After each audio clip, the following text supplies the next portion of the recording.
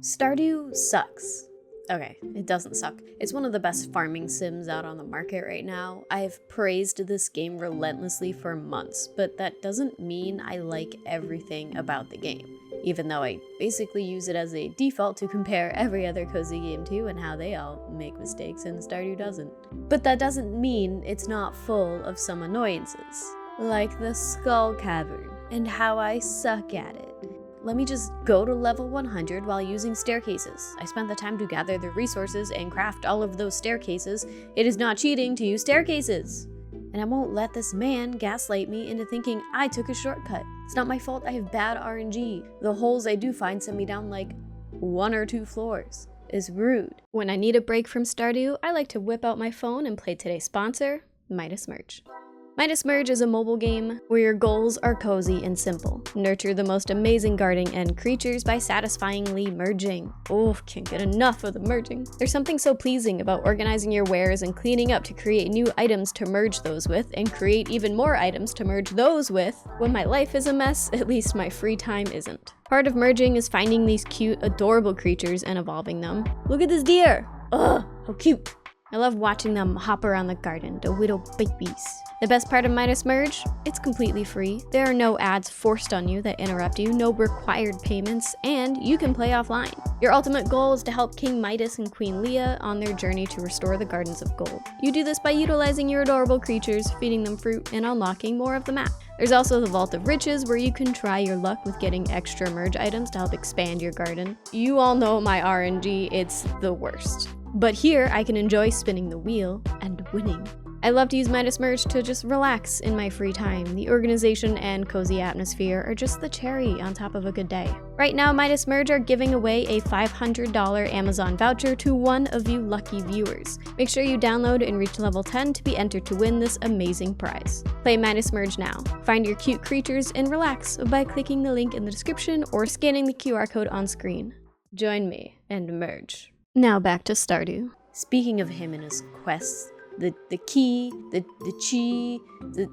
fruit quest, go play in traffic. Not only do you have to go find the seeds, but you also have to somehow grow 500 of these suckers. No thanks. He can grow them himself. This man definitely has access to farmable plots. Why does he need us to do it? And why does he need them by the end of the season? The first time I accepted this quest, guess what time it was? The end of the season! Immediate fail. If he wants us to do his hard work, he better pay us in more than just his made-up currency. Stupid key. Speaking of which, his name, no one knows how to pronounce it. Everyone has their own way. Is there a correct way? Probably. I'm sure Eric Barone calls him something in his head. Is it the traditional Chinese name pronunciation? Is it the way an American would say it? No one knows. We all just keep calling him whatever we want, with everyone else correcting everyone, and this all could have been avoided if his name was Jeff. As much as I love the 1.6 update and everything it has to offer, and it offers so much, and it's incredible, and I really do like it. It'd be nice if it could stop messing with our trees in our lovely orchards. We spent the time to plant and grow these lovely areas full of life and beautiful trees to tap, and then one day in fall, the game just says, huh, and just ruins some of your trees. You can't even tap them anymore. I know they drop moss seeds, but leave those trees alone. They didn't hurt anybody. Why do you need to punish us and them? Okay, this next one is more kind of my fault, but I'm not alone. Why am I always picking up the crab pot? I just want to check them and take the fish out of them. I don't want to remove them from the water every time. Speaking of fish, the legendary fish, they can go die in lava. Trying to catch these is the worst torture. On top of being incredibly difficult, the stress. The stress is too much. Damn you, concerned ape. You wait forever for one of these son of a guns to show up, and then when it finally does, you regret life and realize you've never actually been good at fishing in Stardew Valley. Another annoyance? Those jerks that take all your stuff when you pass out in the mines. Why do they always find that one prismatic shard that you have in your pocket every single time? Or why are they taking 90% of the iridium? Incredibly rude. Not only do you have the risk of not having enough energy the next day, you also get mugged. Great time. Shane. I have a bad habit of starting new farms, and as a result, I want all the chickens, including the blue chickens, which means I have to deal with Shane and all of his problems for the 50th time. He has a nice story the first time. When you make a new farm, you relive everyone's lives, or at least those that you choose. But if you want those blue chickens, you gotta deal with the real intense issues that Shane brings along. I guess we should just learn from his turning points instead of paying attention to his awful choices. This does remind me of how annoying it is to try to raise friendship with Sebastian. This dude never leaves his room, which is inaccessible to you until you get at least 2 hearts of friendship with him, which is impossible to do because you have to catch him in the 3 minutes that he leaves his house. If you never leave your room IRL, just know that this is why your love life is in shambles. You have someone out there trying to give you gifts, but you never leave your room, so they can never create a friendship with you. There's some life advice. You're welcome.